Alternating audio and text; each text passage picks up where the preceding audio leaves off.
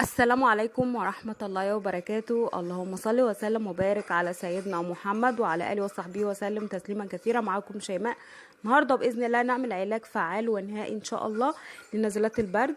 عندك كحة، عندك حاسة كده بشعور بضيق في التنفس، عندك صداع، عندك بحة في الصوت، اي اعراض بقى للانفلونزا او دور البرد، باذن الله ان شاء الله ده علاج فعال. الوصفه دي من الوصفات بجد الفعاله جدا، ومش هتحتاجي ان شاء الله اي مسكنات او اي ادويه تاني. هي كل اللي عليكي ان انت تشربي الوصفه دي وبس. تمام. طبعا المكون الاساسي في الوصفه النهارده وهو القرنفل.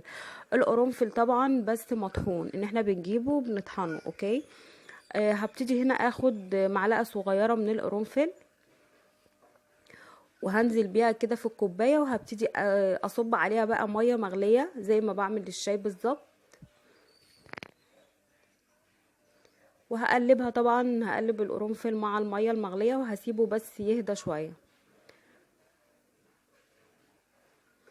القرنفل من الحاجات الفعالة جدا لأدوار البرد، وكمان القرنفل أصلا يعني بيستخدم كمسكن لأي ألم، وخصوصا كمان للصداع. حلو جدا جدا. احنا بنستخدم دايما القرنفل في علاج الأسنان، بس النهاردة هنستخدمه إن شاء الله في وصفة علاج البرد.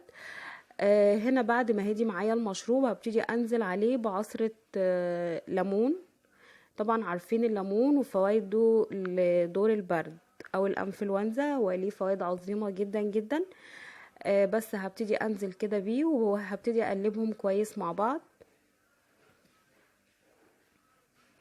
بس ده المشروب بتاعنا اللي احنا باذن الله ان شاء الله هنشربه لعلاج دور البرد. تمام. او حسيتي بقى بصداع، باي حاجه بقى من الحاجات دي، سعال، كل الحاجات دي باذن الله ان شاء الله ده علاج نهائي وفعاله. مش هتحتاجي لاي ادويه تاني. هتاخدي المشروب ده 3 مرات يوميا لمده 5 ايام بس.